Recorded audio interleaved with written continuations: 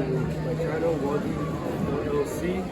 As you can see, is right here RGV LEAD. These are the RGV LEAD show. Remember you went unpadded and it was just like green and lettuce. This is to be a welding ambassador to show you leadership, how to manage, how to lead your stuff.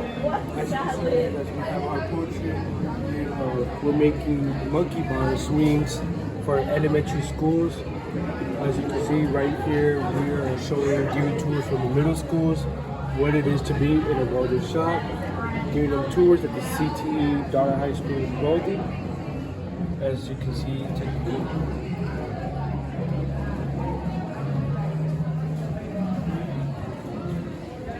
So, what it is about welding is about safety. It's about safety by yourself, taking care of yourself inside of a welding shop, as safety glasses, safety jackets, gloves, always protecting your eyesight, always protecting yourself. Welding is very important for anybody.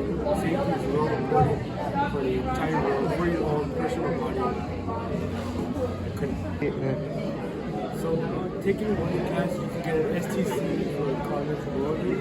Taking a lot of college STC welding to get my certificate. To come out of high school with a certificate.